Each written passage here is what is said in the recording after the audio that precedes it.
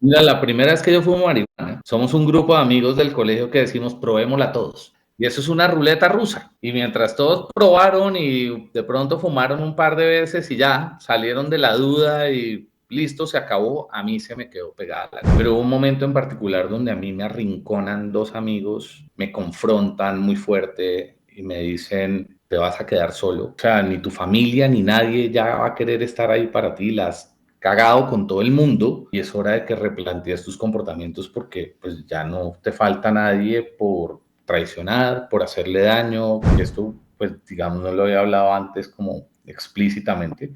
Yo ya tenía un plan para matarme esa noche. En el momento en el que mis amigos me convencen de que vaya y hable con alguien para la posibilidad de un internado y me dé una oportunidad.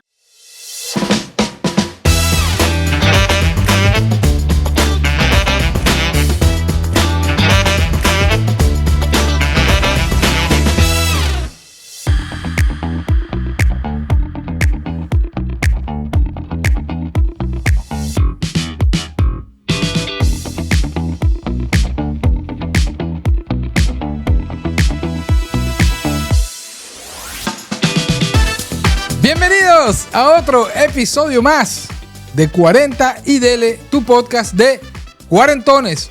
Hoy creo yo que tenemos un cuarentón. Ya nos lo dirá él si es cuarentón o no.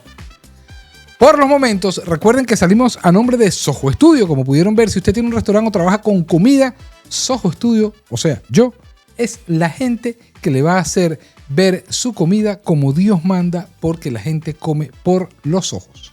Así que ahí tienen el contacto. Si necesitan o desean elevar su imagen, no duden en llamarnos, por favor. El día de hoy estamos muy contentos porque tenemos acá en 40 y Dele a Lino Restrepo. ¿Quién es Lino Restrepo? Mejor que yo, él lo va a decir en un momento, pero quiero que sepan que nos trae una historia súper interesante, una historia de valientes, una historia que no todo el mundo tiene las agallas para contarlo, y quiero que le demos la bienvenida a Lino Restrepo. Bienvenido, Lino, ¿cómo estás? Muchísimas gracias por la invitación. Un saludo muy especial para ti, un saludo para toda la audiencia, todos los que tengan la posibilidad de vernos. Y no, muy agradecido con la invitación, muy contento de estar acá, Qué muy bueno, emocionado. qué bueno, qué bueno. Gracias. Antes que nada, de nuevo, te doy las gracias por aceptar la invitación. Y vamos a empezar a darle un breve contexto a la gente de quién eres tú. Lino es una persona que llegó a tenerlo todo y cayó en el hueco más profundo que una persona puede caer. Pero no solo eso. Lo bravo es que tuvo el valor y el coraje de levantarse y además de ayudar a los demás. Y eso no lo hace todo el mundo. Lino, cuéntanos un poquito de ti. Ok, Gabriel, ¿qué te puedo contar? Vamos a arrancar como por lo que hago actualmente Ok, y después empezamos a echar para atrás. Yo soy artista plástico, soy diseñador de interiores. Digamos que mi negocio principal durante los últimos años ha sido el diseño de espacios comerciales, como hospitality, básicamente, hoteles, ok, restaurantes, este tipo de negocios. Pero digamos que la particularidad, y creo que la razón por la que terminaron llegando ustedes a mí y por la que algunas personas hoy me conocen, ok. es porque en este momento de la vida estoy haciendo trabajo de acompañamiento en terapia de adicciones y codependencia. Adicciones y Eh, codependencia, dijiste, ¿no? y codependencia, Ok, sí.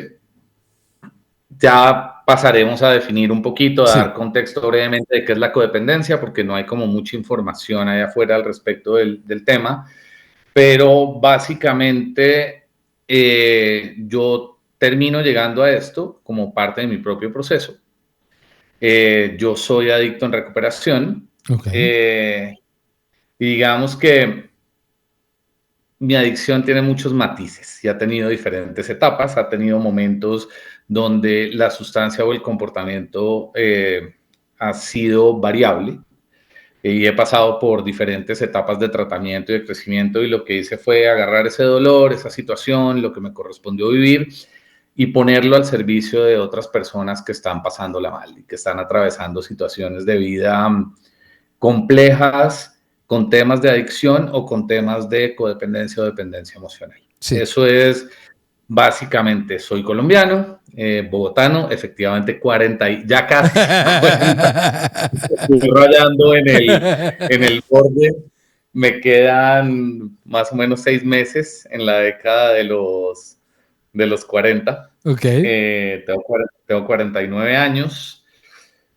Cumplo 50, si Dios quiere, ahorita en marzo Qué bueno. de 2026.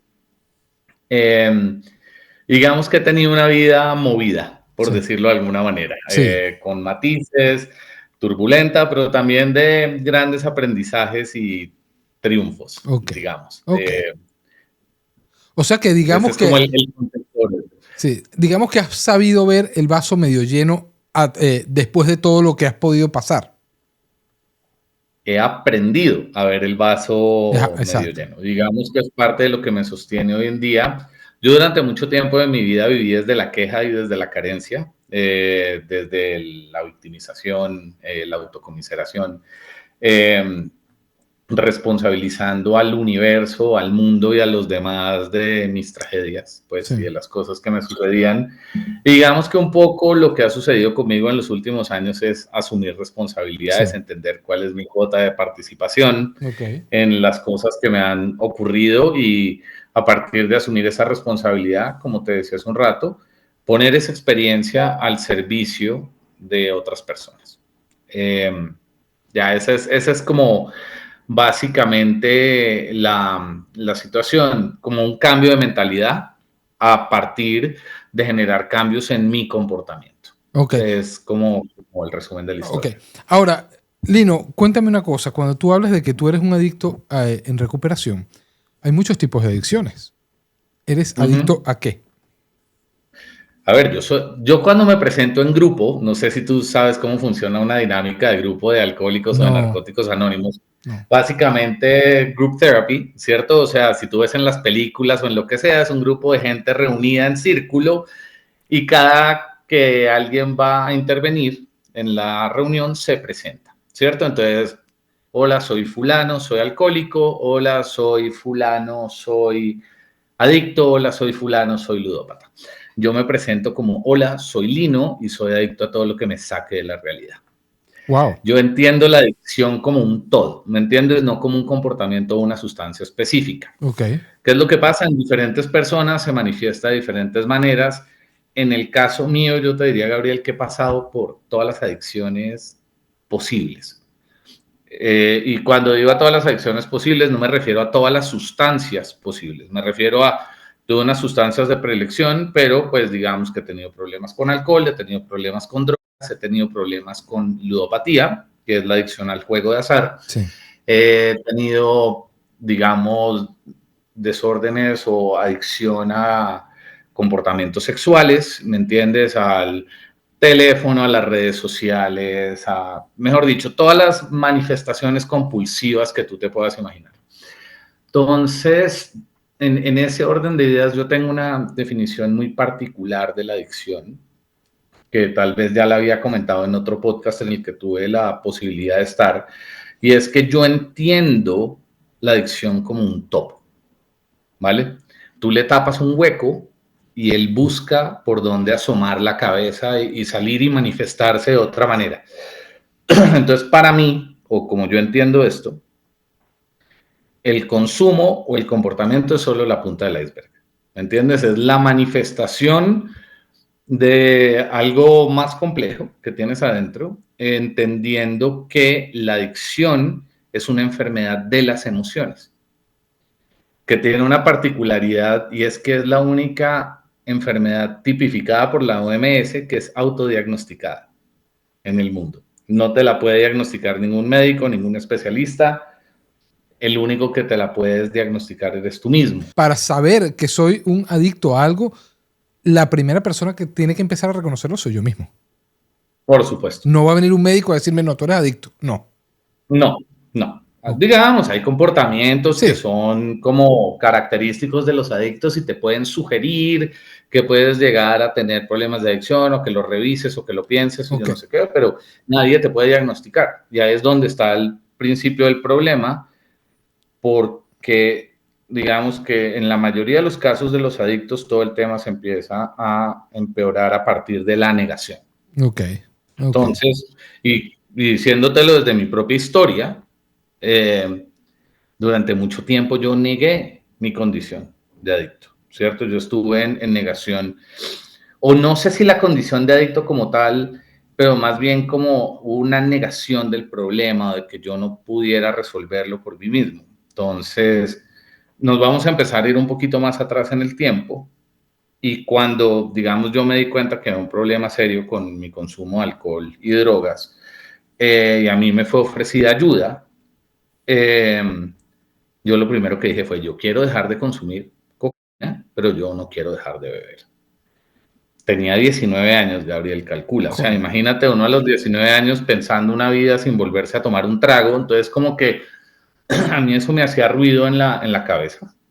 Obviamente venía de tocar varios fondos, de estar muy mal, pero digamos que a partir de la construcción social, de que cómo socializas sin licor, especialmente en nuestra cultura, eso me hacía mucho ruido. Entonces, digamos que el primer terapeuta al que tuve la fortuna de acceder, el hombre fue muy paciente, pero sí me dijo, mira, Lino, tú lo puedes intentar a tu manera, pero si tú crees que tú puedes tomar y no volver a consumir y puedes tomar de manera responsable, yo te aseguro desde ya que eso no es posible, pero tú inténtalo y estréllate tú mismo y date cuenta y después vas a volver a mí y me vas a dar la razón.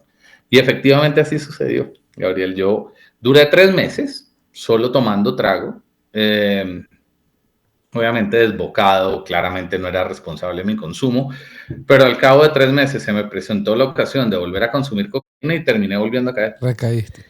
Digamos que ese fue el momento en el que entendí que a mi manera no iba a funcionar y que la única forma era a través de un programa de recuperación serio. Digamos, fue como el primer momento de conciencia real de que esto me quedaba grande y fue donde verdaderamente yo agaché la cabeza y acepté que era un problema en el que necesitaba ayuda. Ok, Lino, pero yo tengo una duda, ¿no? Porque yo tengo entendido que tuviste el privilegio de nacer en una familia adinerada, de que llegaste a tener todo, mucho dinero. Y tengo entendido de que estamos hablando de mucho dinero, ¿ok?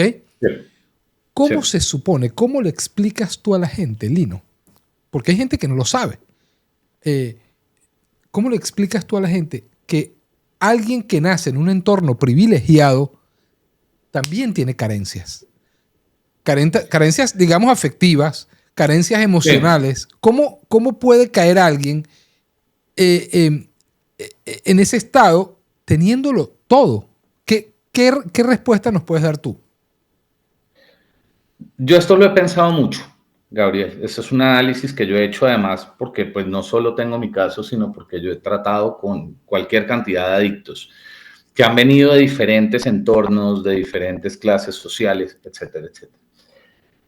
Yo creo que las carencias no necesariamente son materiales. De hecho, desde mi punto de vista, las carencias más fáciles de manejar son las materiales.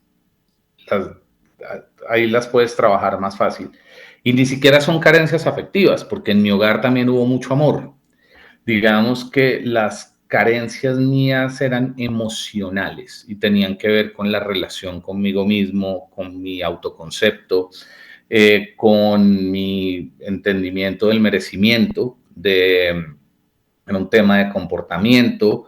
Entonces, cuando nosotros entramos a revisar, y yo entiendo que la adicción es una enfermedad de las emociones, yo lo que empiezo es a detectar una cantidad de cosas mías, de mi personalidad y de mi manera de ser, que no eran iguales a las personas que yo tenía en mi entorno. Mis hermanas, por ejemplo, nacieron en el mismo contexto, la misma educación, etcétera, etcétera, y nunca presentaron comportamientos adictivos. En el caso mío era un tema de que yo siempre he sido sensible, melancólico, caprichoso. me daba cuenta que me frustraba muy fácilmente, que cuando las cosas no se hacían a mi manera, como yo quería, digamos, mi manera de reaccionar era rebelde, era agresiva. Entonces había como una inconformidad innata en mí que no me la llenaban las cosas. O sea, al punto de que este es un recuerdo muy vívido que yo tengo de mi infancia y es que nos pasamos de un apartamento a otro y la primera Navidad, que yo soy consciente, uno de los cuartos del apartamento me lo habían llenado de juguetes, ¿vale? Y esa era mi sorpresa, que cuando yo abriera, entrar al cuarto y me encontrara el cuarto repleto de, mejor dicho, toda clase de juguetes que tú te puedas imaginar. Y yo entré, di una vuelta, miré, con las mismas me salí y me puse a jugar con una caja de cartón de alguno de las, donde venía empacado alguno de los juguetes. Entonces, el exceso también es una forma de carencia, ¿me entiendes? Porque no te permite disfrutar, ¿sabes? O sea, como cuando tengo tantas opciones para elegir, como que las cosas pierden un poco No lo la gracia. aprecias, no lo aprecias bien. No, para nada. Y yo lo traigo a tiempo presente y digo, en un mundo de redes sociales, de recompensas inmediatas, de etcétera, Sí. etcétera, te aburres mucho más fácil. O sea, somos de una época similar, creo, donde por lo menos aquí en Colombia, cuando yo era niño, habían 2 canales de televisión. Entonces, tú veías lo que había en alguno de los 2 canales. Si querías oír una canción, o esperabas a que sonara en radio, Sí, o comprabas el cassette o el CD, sí, ¿me sí. entiendes? Rebobinabas varias veces, oías los álbumes Mm. completos, esperabas a la siguiente semana para el episodio de tu programa favorito, lo comentabas con tus amigos en el colegio.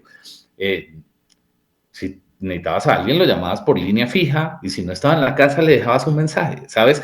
O sea, este concepto de inmediatez tan moderno, tan del Ah, mundo de hoy, es un poco el mundo interior del adicto. El adicto quiere recompensa inmediata, ¿entiendes? Entonces yo de niño quería, como tenía acceso a todos los juguetes, así mismo quería que se me resolvieran todas las cosas.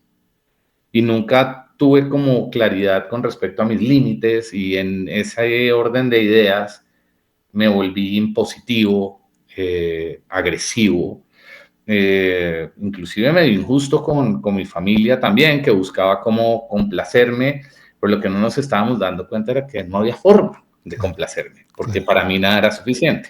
Ya, esa es como la percepción que yo tengo del tema hoy en día. Entonces, eso excede el hecho de que hubieran recursos, posibilidades, lujos y demás. Cuando tu mundo interior está desordenado, roto, triste, carente. Sí. Déjame hacerte una pregunta. Claro. El Lino de hoy, ¿qué piensas? ¿Cómo hubiese podido solventar esa situación en aquella época? ¿Qué hubiese sido o cuál hubiese sido la razón para que tú no cayeras en lo que caíste? ¿Sabes qué creo yo, Gabriel? Creo que no hay manera de evitar ese tipo de cosas, ¿me Sí. entiendes? Yo, lo que me ha mostrado mi experiencia a mí hoy, y esto puede ser un pensamiento medio polémico, pero yo cada vez que le doy vueltas me convenzo más de que es así. Mm. Yo, yo creo que yo tal vez no hubiera cambiado nada de mi historia, porque haber atravesado esos desiertos, esos momentos duros, esos rincones oscuros, fueron los que me terminaron construyendo como ser humano. Yo soy de los que creo que las cosas en la vida suceden como corresponde que sucedan. Y Sí. eso de, si yo hubiera, o sea, el efecto mariposa, si yo hubiera movido esta cosa aquí en vez de moverla acá, todo el mundo hubiera cambiado. No, yo creo que cuando hay una predisposición a ciertas cosas, te corresponde vivirlas y no hay nada de lo que tú hagas distinto que lo hubiera cambiado, porque además hay un componente genético en esto, Ok. ¿cierto? O sea, eh, te comparto otra cosa de mi historia. Mi abuelo paterno murió de una cirrosis alcohólica muy joven y generalmente la adicción tiende a ser un gen recesivo, salta generaciones. Entonces, mi papá, al haber visto a su padre morir de esto, ¿cierto? Mi papá siempre le tuvo como un rechazo, un cierto respeto al alcohol y demás. Y digamos que en la lotería genética esto me cayó a mí. Claro. Y me pasó ya en los últimos años de mi papá, cuando finalmente empezamos a abordar el tema, porque antes no se tocaba. el hombre siempre se quedaba mirándome y se le escurrían las lágrimas. En las conversaciones nuestras, mi papá trataba de mantener sus emociones bajo control. Y un día le pregunté qué le pasaba y me dijo, Lino, es que yo te miro y yo veo a mi padre. Qué Pero no fuerte. solo físicamente, sino veo los rasgos de personalidad, la forma de ser, cómo tú hablas, lo que tú dices. Y a mí eso me impactó un montón. Y entendí que sí, claro, hay una carga, hay una historia familiar y una serie de cosas. Entonces, tú de alguna manera vienes con una predisposición a desarrollar ciertos comportamientos. Entonces, como te digo, yo tuve amor, tuve educación, tuve acceso a buenos colegios, tuve acceso a información y sin embargo fue inevitable vivir lo que me correspondió vivir. Entonces, esa pregunta medio hipotética, yo te diría que probablemente nada hubiera sido distinto. ¿Y cómo fue la relación con tu familia? ¿Fue una relación normal? ¿Fue una relación Sí, amable?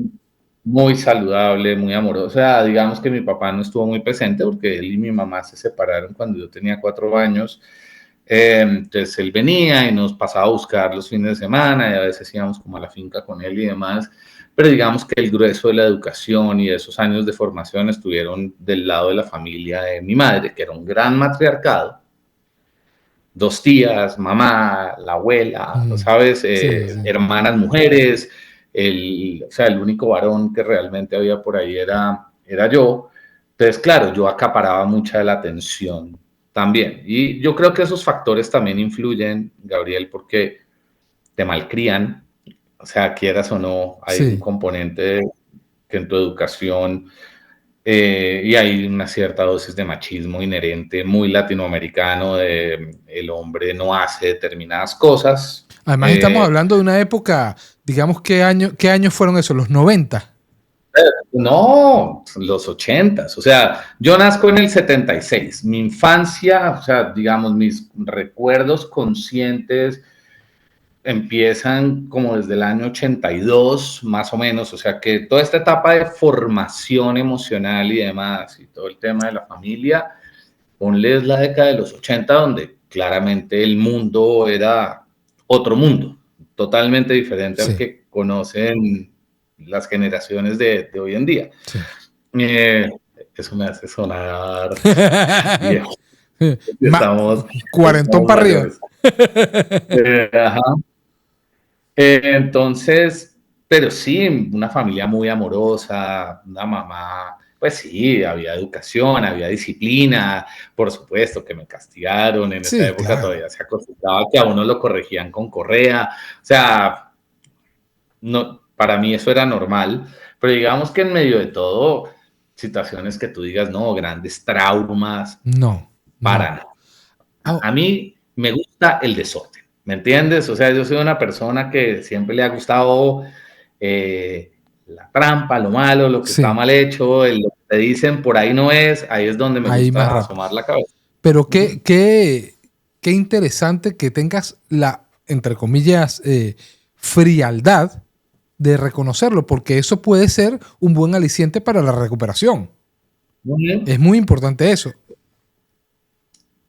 Te cuento qué me pasa con eso, Gabriel. Yo te cuento hoy estas cosas, digamos que yo ya tengo un cierto desprendimiento emocional de ellas. Entonces te las puedo contar como si te estuviera narrando la historia de un tercero. Yo ya Sí, no tengo, digamos, el dolor en carne viva de las cosas que me sucedieron, ni de mi historia, porque la he trabajado y la he procesado y he entendido mis oscuridades y mis demonios y mis momentos turbios, ¿cierto? Y el reconocimiento de mi condición es hoy mi mejor amigo, ¿cierto? O sea, sí, yo sé que me gusta tanto hacerme daño que precisamente desde un lugar de conciencia, de entender qué me hace bien y qué no, pues puedo hacer elecciones mucho más libres y conscientes, entendiendo que pues, sí, yo me debato entre la recompensa rápida, que es la que tiende a gustarme, o digamos una cosa más lograda, más trabajada,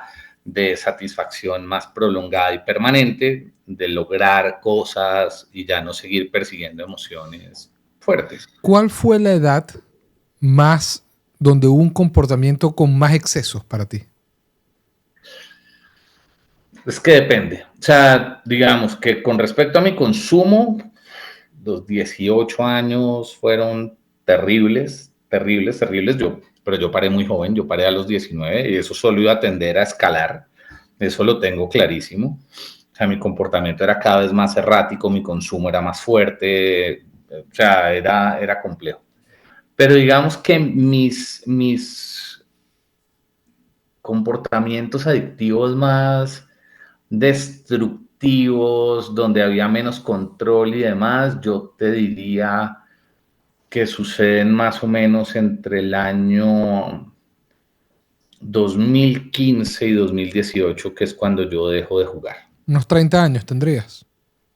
No, ya estaba más grande, yo, madre, pues ya estaba pisando los 40, o sea, entre los 37 y los 42, por Ok, decirte. ok. Ese fue el punto más top de los excesos, en todo sentido.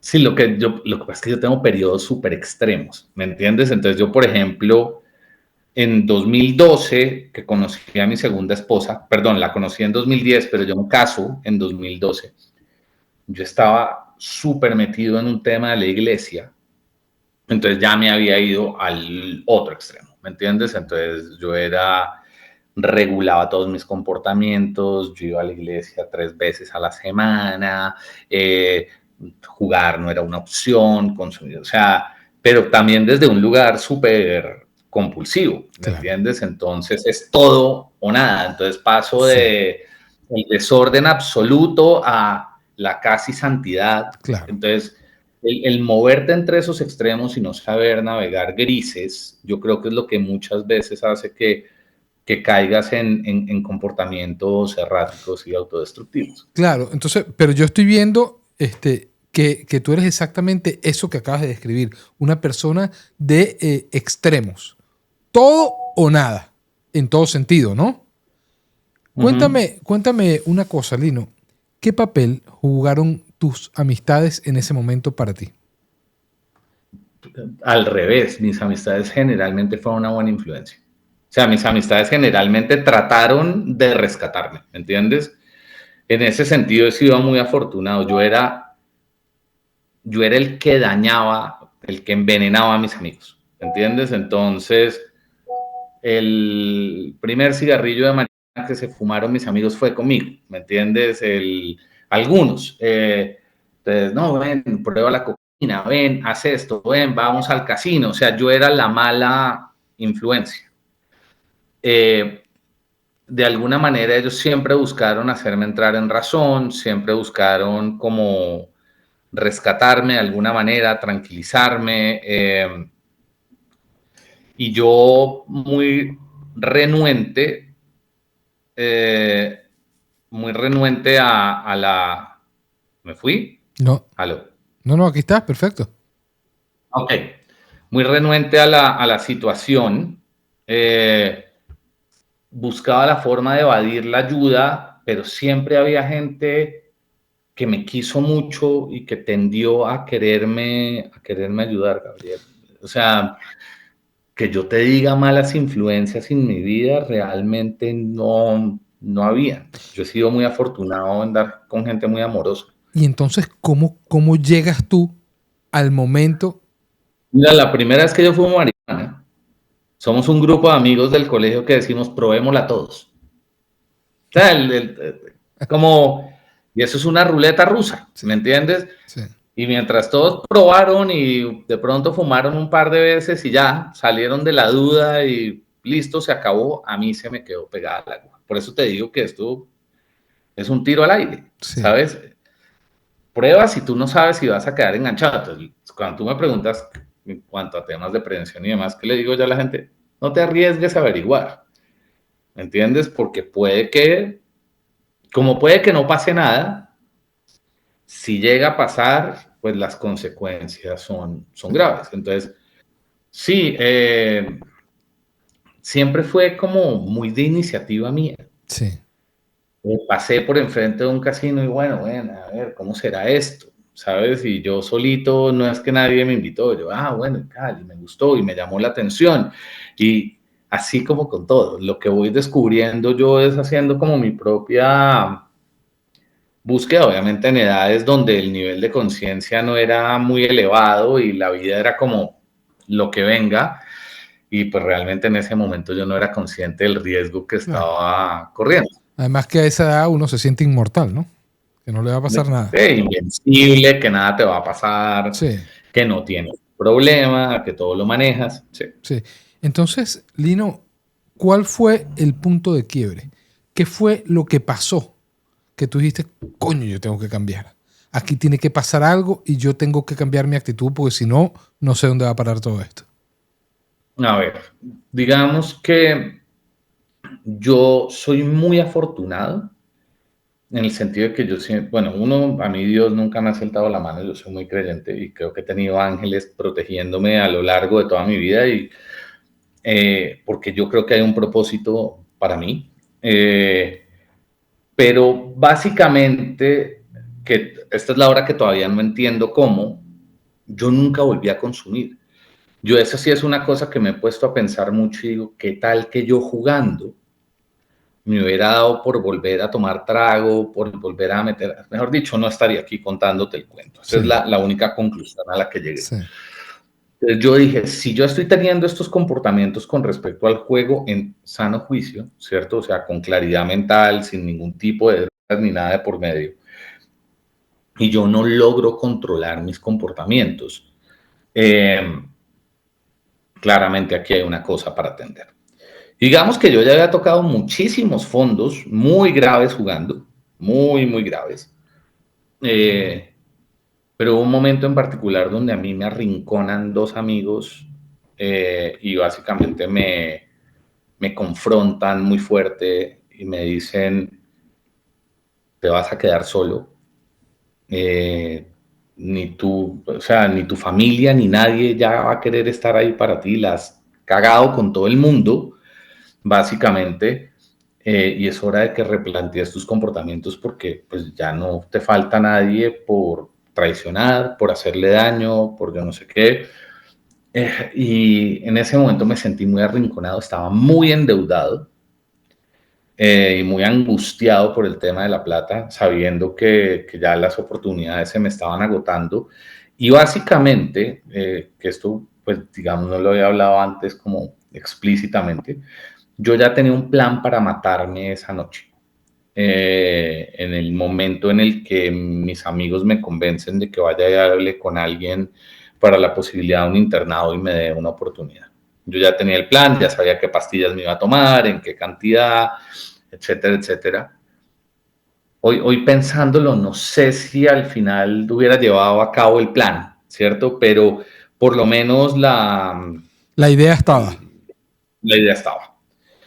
La idea estaba y finalmente cuando me siento y hablo con la persona que me hace la intervención, yo ya tengo absoluta conciencia de que mi vida está destrozada y de que si yo no hago algo radical y empiezo a modificar mis comportamientos, eh, pues esto iba a terminar muy mal. Entonces, sí, claro, yo había hecho un proceso muy serio y muy bueno con respecto al alcohol y a las drogas, por eso me he podido sostener tanto tiempo sin consumir, ¿Cuánto pero me tiempo? ¿Cuánto descuidé tiempo como tienes sin consumir? 30 años. Coño. O sea, este año cumplí 30 años, que yo Sé, no toco ni una cerveza, ¿me Lino, entiendes? sé sincero conmigo, de verdad. Del 1 al 10, ¿qué posibilidades Ujú. hay de que tú recaigas? Si tuvieras la oportunidad. Yo te diría que yo hoy prefiero matarme antes que volver a consumir o que volver a jugar, porque yo sé en qué termina eso, ¿me entiendes? Entonces, y de hecho he visto casos, Gabriel, de personas muy cercanas que amo profundamente, que estuvieron conmigo paralelo en el proceso, que llevaban 20, 22, 25 años limpios y volvieron a consumir y ha sido absolutamente desastroso, no pudieron volver a parar, echaron por la borda todo lo que habían conseguido durante ese tiempo. Entonces tú teniendo esos espejos, y yo en eso sí me mantengo como muy alerta con la gente. ¿sabes? De ser muy observador de en qué andan. eh, y cuando lo veo en los resultados de los otros, digo, a ver, yo exento no estoy. ¿Me explico? Pero sé que si llegara a pasar, yo no me lo perdono, ¿sabes? O sea, yo ya estoy como tan mentalizado a que esto es una traición tan grande a mí A mismo ti mismo, sí.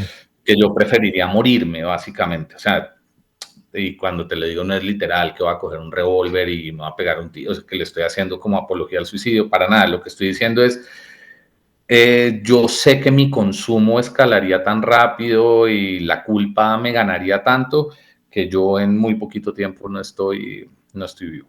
Eso sí lo sé. Wow, qué fuerte eso. Qué fuerte Mm. lo que me estás contando. Ahora, también tuviste un accidente en un vehículo que, que te, Ah, pu- sí, que te exacto. salvaste de milagro, ¿no? Me salvé porque era ese vehículo.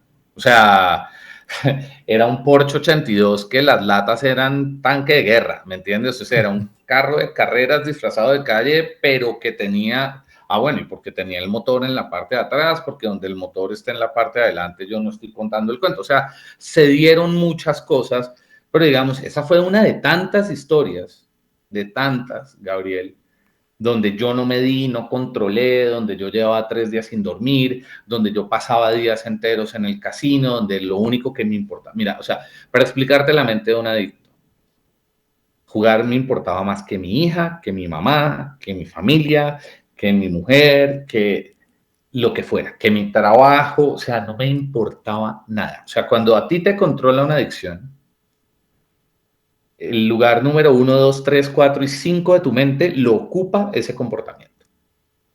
Entonces, ¿qué pasa? Además, porque esto funciona de una manera muy extraña y es el momento de mayor liberación de dopamina es el momento de la anticipación, es la fantasía, es cuánto voy a apostar, a qué horas voy a llegar, a qué horas abren la mesa, con quién voy a encontrar, tim, pum, pum, pum. Ese momento de la planeación es el momento de mayor explosión de adrenalina, de dopamina, de todo.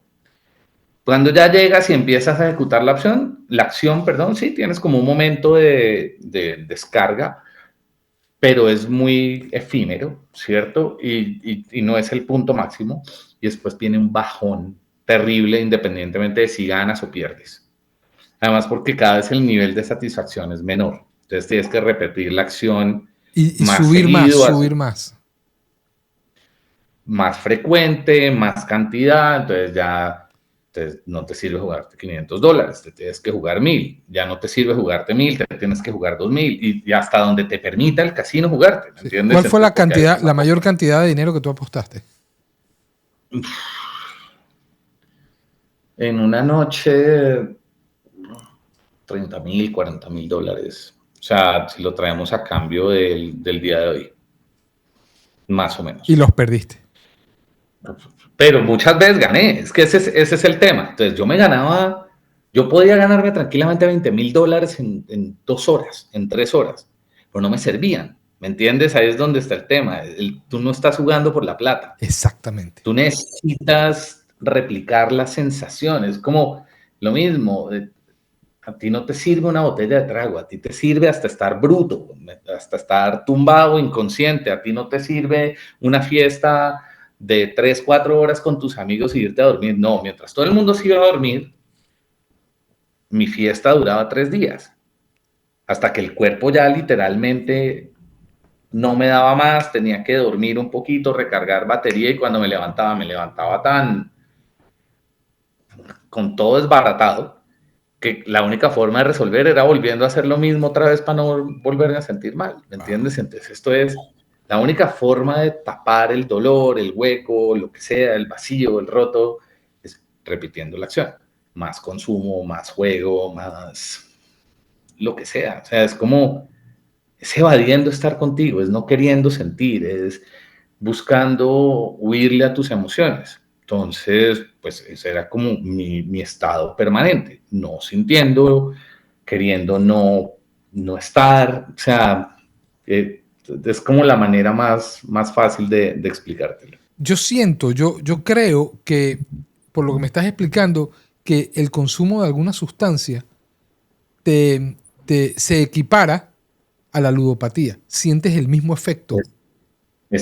Químicamente, el cerebro produce exactamente lo mismo cuando te metes un pase de cocaína que cuando pones la primera apuesta. O sea, la percepción cerebral, la química cerebral es exactamente la misma. Lo que pasa es que uno está inducido con una sustancia y el otro simplemente sucede como una reacción química natural del cerebro nerviosa.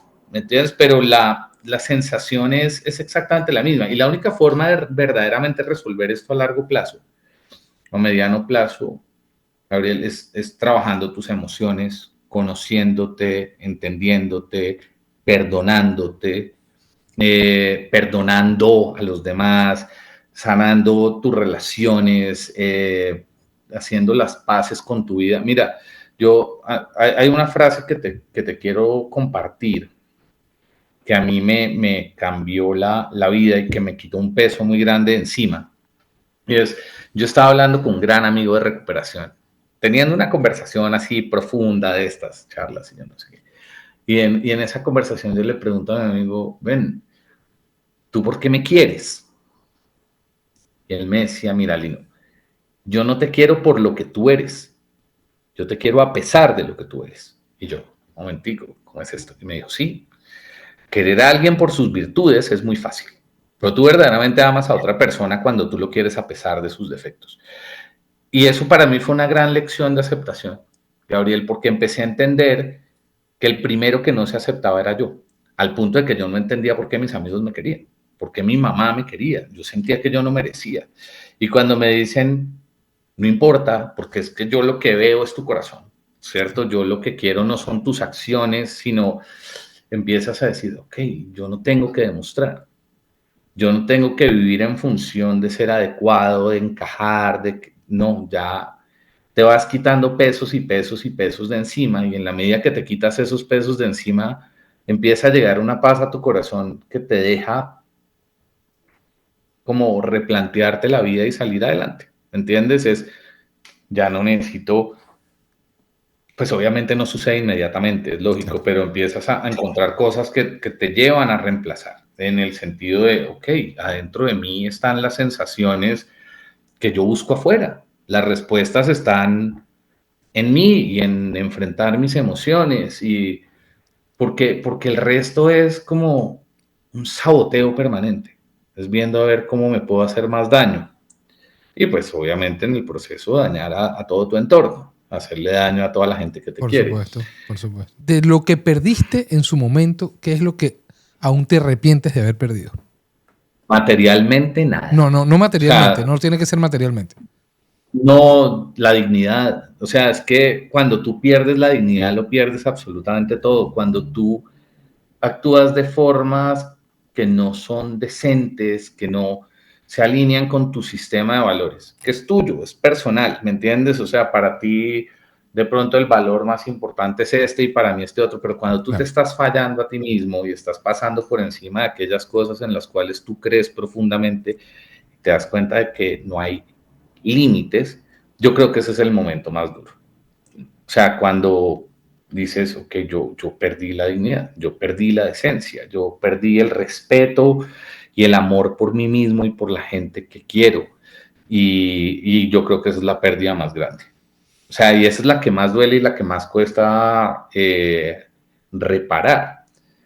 Porque, pues sí, volver a lo que te decía, es la historia de guerra. Sí, en la historia de guerra perdí millones y perdí esto y perdí lo otro y perdí cosas pero ninguna de esas me dolió tanto como, como sentirme indigno. Sí, te lo tendría que definir de esa manera. ¿Cómo está Lino Restrepo hoy con respecto a la sociedad y a la familia? Yo tengo la mejor relación con mi mamá que haya tenido en toda mi vida y con mi tía. Yo con mis hermanas me las llevo muy bien. Digamos que ellas viven en otros lugares del mundo, entonces nuestro contacto no es tan permanente. Sí. Eh, pero tengo una gran relación con ellas. Ahora con mi mamá es espectacular. O sea, se sanó todo. Qué bueno. Eh, y digamos que en cuanto a la sociedad, esa es una pregunta muy interesante. porque si tú me miras mis videos, miras mi mensaje, yo no soy una persona muy convencional. O sea, digamos que yo no me adapto a la descripción o a lo que uno tendría en la cabeza de una persona de mi condición social. No, soy una persona que a mí me gusta entenderme como auténtica, como única, ¿me entiendes? Como muy genuina. Y me he dado cuenta que la aceptación que he tenido en las personas es porque se han topado con alguien real. ¿Me entiendes? Con este man es de verdad. O sea, él no está asumiendo una postura, esto no es una actuación, él no se está planteando como perfecto, él habla de sus carencias y de sus limitaciones con la misma tranquilidad con la que habla de sus virtudes. Yo creo que eso ha generado una cercanía de muchas personas conmigo, Gabriel, y han empezado a pasar cosas espectaculares en ese sentido, ¿me entiendes? Entonces, yo tengo claro que hay como ciertas cosas en las que yo no quiero encajar y no voy a encajar, pero muchas personas se han identificado con mi mensaje, con mi estilo, con mi lenguaje y me han escrito por interno de mis redes sociales y demás, como diciéndome como, loco, quiero hablar contigo para saber tú cómo hiciste porque es que yo te creo. O sea, tu historia es familiar, Claro. o tú hablaste por mí, o tú dijiste por mí lo que yo quiero decir, pero que socialmente no puedo decirlo. Entonces, sí, yo tengo una ventaja que te quiero compartir rápidamente y es, ya ha pasado suficiente tiempo para yo hablar de esto. Entonces, digamos que ya no tiene consecuencias sobre otras personas porque las historias ya son muy lejanas, ¿cierto? Si de pronto esto hubiera sido más cercano en el tiempo y la herida todavía hubiera estado abierta, pues hubiera sido más difícil hablar de algunas cosas porque afectas a otros. Claro. ¿Sí me explico? Entonces, pues sí, como que yo tengo una vida que yo puedo decirte que es maravillosa. O sea, no tengo todo lo que quiero, pero quiero todo lo que tengo. Exactamente. Coño, qué buena frase esa.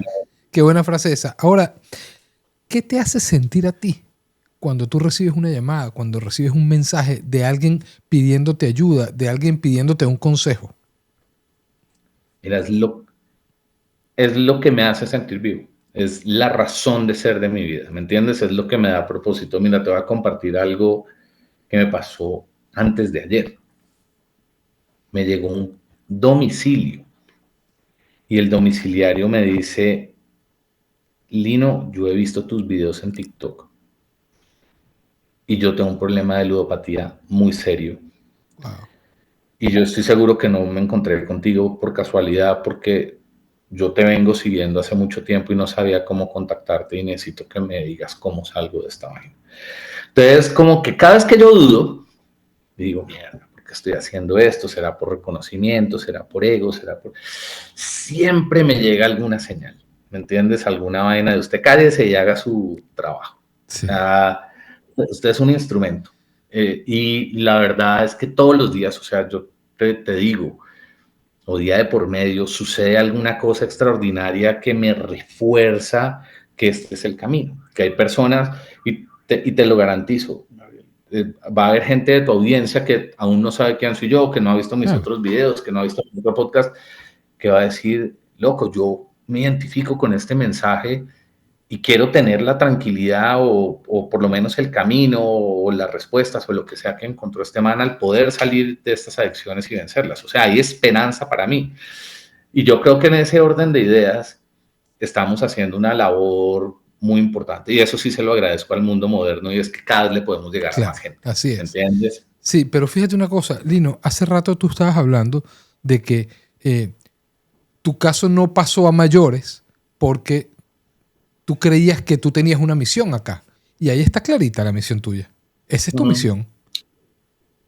O sea, cuando yo te digo que no pasó a mayores, es hoy yo poniendo en perspectiva que no terminé en una cárcel, en un hospital o muerto, Exacto. ¿cierto? Sí.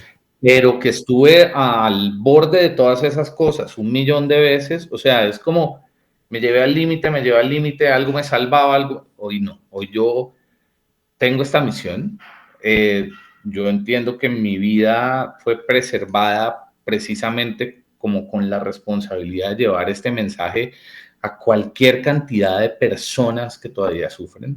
O sea, yo no te voy a mentir cuando te digo que después del primer podcast, a mí me contactaron por interno alrededor de 4.000 personas Wow. en un periodo de 2 meses, o felicitándome o dándome las gracias, pero la gran mayoría pidiendo ayuda. ¿Qué hago? ¿Dónde busco? ¿Por dónde miro? ¿A quién recurro? ¿Qué herramientas hay? ¿Me entiendes? Y todos los días me siguen llegando este tipo de mensajes. Me siento identificado, tengo mi vida destruida, ¿cómo lo puedo resolver? El tema es que pues, o sea, las cifras de recuperación no son alentadoras, ¿me entiendes? No. Y la mayoría de la gente no está dispuesta a hacer el trabajo que corresponde hacer para salir de esto.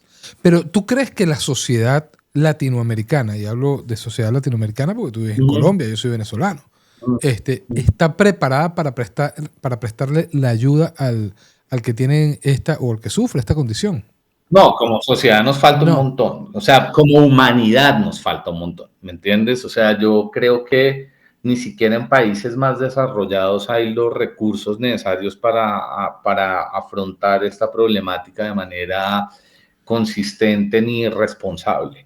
Creo que falta muchísima información, creo que esto no se le da la difusión necesaria, pero hay un problema más grande y es que hay intereses financieros y de poder muy grandes de gente que maneja hilos desde muy arriba a la que no le conviene que esta problemática se termine. O sea, el negocio de las apuestas hoy en día es de billones de dólares. Ahora con las plataformas de apuestas deportivas en línea, toda la publicidad de cualquier evento deportivo que tú ves es de esto. Entonces, ya no es ir al casino, ahora tú tienes el casino en tu celular. sí, O sea, la madre, la industria del licor es de millones de dólares y pues el negocio más lucrativo del mundo ilegal es el narcotráfico. Entonces pues, hay muchas personas a las que no les conviene que el adicto se recupere. Ahora te voy a decir algo más duro. Al codependiente no le conviene que el adicto se recupere. Te he hablado poco de codependencia, pero rápidamente el codependiente es el familiar. La mamá, la esposa, el yo no sé qué, sí. alrededor del adicto que se enferma a la par y se terminan volviendo como el salvador, ¿no? Como, etcétera. ¿Y qué sucede? En el momento en el que el adicto se recupera, el codependiente queda sin piso. ¿Y ahora cuál es mi función? O sea, de dientes para afuera te va a decir que quiere a la otra persona recuperada, Claro. pero de dientes para adentro siente la angustia de, bueno, ¿y ahora qué pasa conmigo? O sea, ¿yo qué hago? Ya no tengo a quién rescatar, ya no tengo a quién resolver. Entonces, la recuperación de la adicción es un tema muy solitario y muy personal. Mira, hay un eslogan en grupos que dice con la familia, sin la familia o en contra de la familia.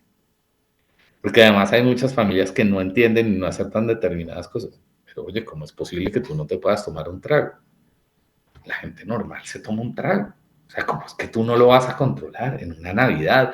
¿Qué vas a hacer en el matrimonio de tu hija? ¿Con qué vas a brindar? O sea, como sociedad no estamos preparados para enfrentar de manera coherente el problema de la adicción.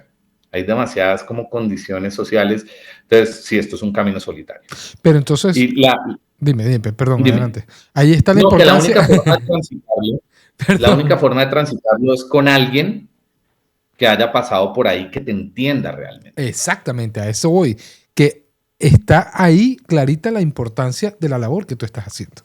Porque no es lo mismo que venga yo, que gracias a Dios no tengo adicciones, a tratar, a osar darle algún consejo a alguien cuando yo no tengo ningún tipo de experiencia. Pero viene Lino, que ha pasado por todas más una, y él sí te puede hablar con base. Y él sí te puede aconsejar de la mejor manera, creo yo. Hermano, te voy a contar una cosa muy fuerte que me pasó hoy. Hoy tuve una primera consulta con un alcohólico. Y me dice, mira, Lino, yo llevaba más o menos 2 meses tratando de hacer terapia con una psicóloga. Y la psicóloga en una de las sesiones su respuesta es, pero oye, ¿por qué no intentas tomar solo los sábados? Y yo decía, Dios mío, esto debería ser causal de que le retiren la tarjeta profesional a esa persona, Sí. porque es claramente tratar de estar atendiendo una cosa sobre la cual tiene absoluto desconocimiento. ¿Entiendes? Y ahí es donde yo digo, no hay años de universidad, no hay cartón universitario, no hay título, ¿me entiendes? Que te enseñe lo que te enseña la experiencia específicamente con respecto a la adicción. Eso es como que yo pretendiera hablar de esquizofrenia o de bipolaridad cuando no es mi área Claro, de expertise, ¿me por supuesto. entiendes?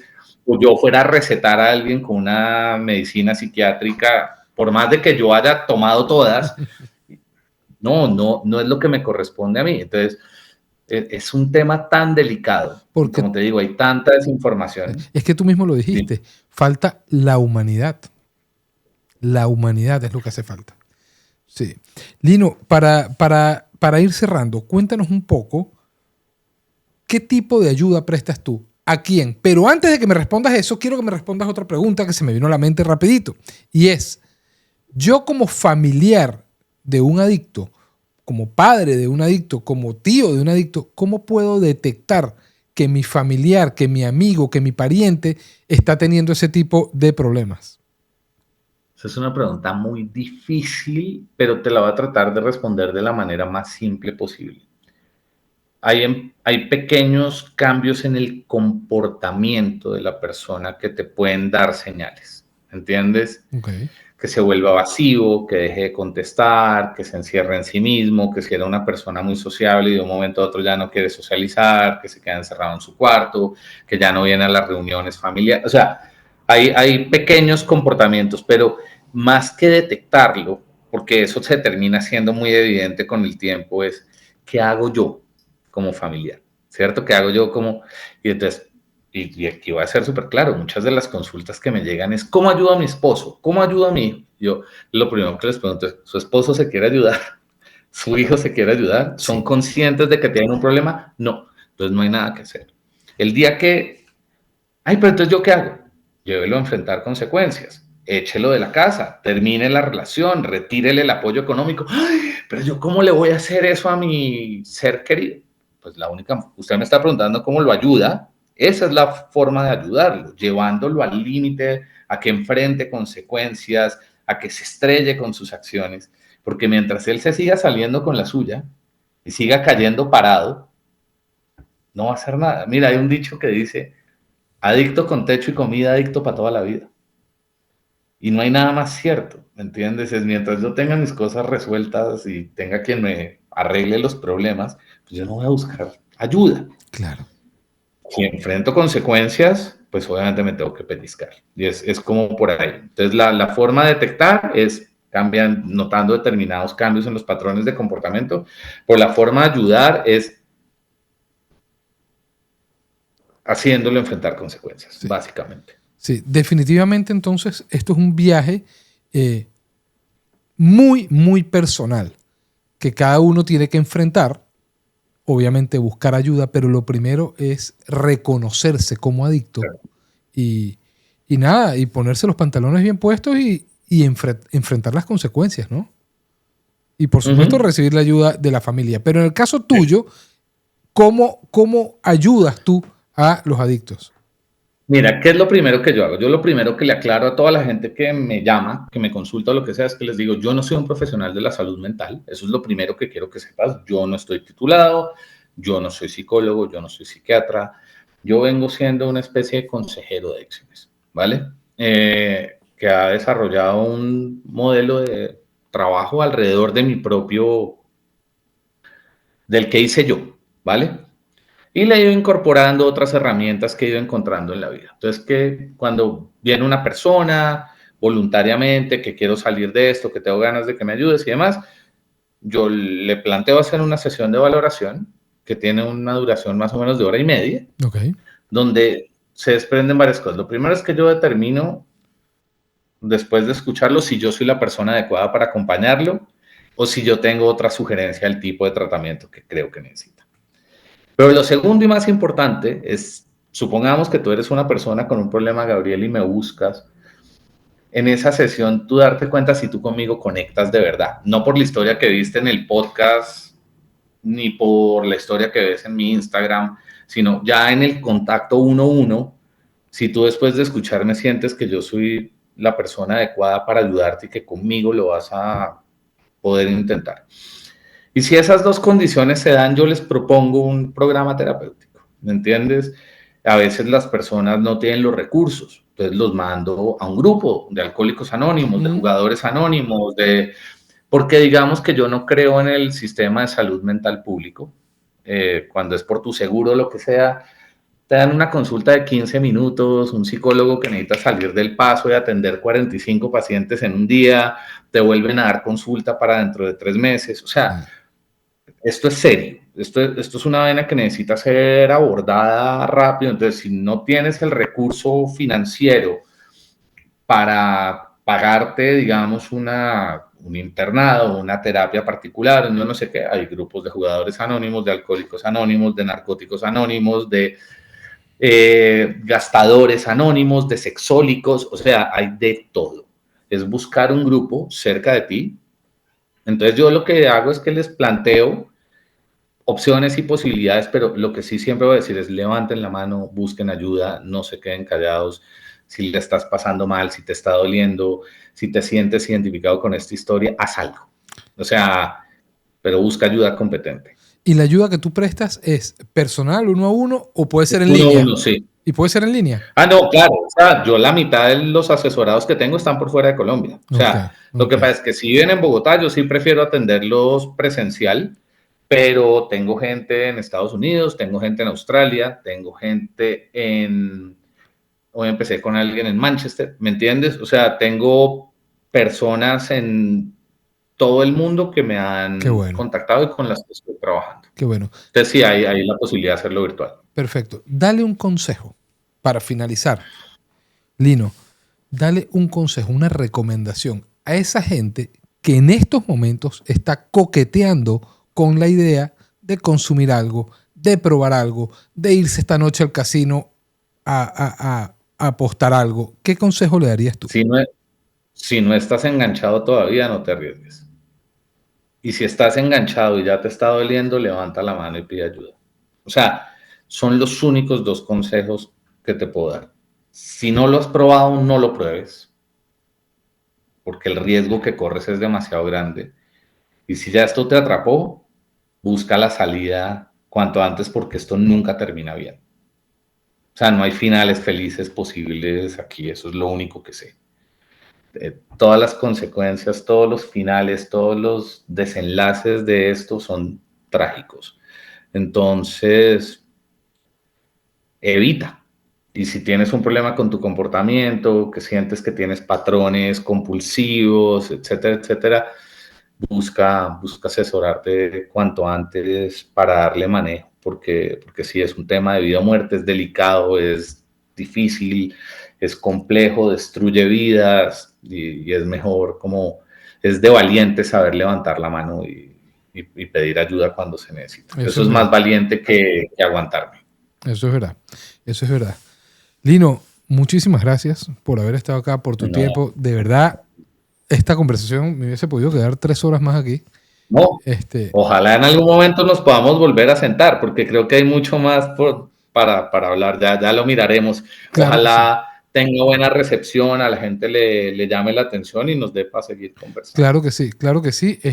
Voy a dejar en la descripción todos tus contactos para que la gente que esté interesada en eso, contactarte y recuperarse o pedir ayuda, lo haga sin ningún miramiento y sin ninguna restricción contigo.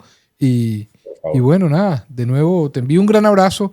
Mis felicitaciones de verdad, porque tu historia es admirable y hay que tener valor para hacer lo que tú hiciste, hay que tenerlas bien puestas y ¿por qué no?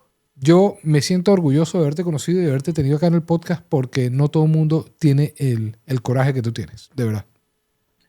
Hermano, para mí fue un honor absoluto que se hayan fijado en mi historia, que me hayan honrado con la invitación. Para mí, de verdad, solo agradecimiento. Desde aquí te digo, cuentas conmigo incondicionalmente, el placer es todo mío. Creo que la labor que ustedes están haciendo también es absolutamente admirable y para mí es un privilegio que me hayas permitido hacer parte de. Entonces, pues nada más que agradecimiento y que ojalá haya gente allá afuera que está necesitando escuchar esto y que pueda recibir un rayito de esperanza a partir de oír esta conversación. Ojalá, ojalá. Bueno, muchachones, ahí lo tenían. A Lino Restrepo en 40 IDL. Contáctenlo si necesitan ayuda. Con todo el gusto del mundo sé que él los va a ayudar, ¿ok? Nos vemos en el próximo episodio.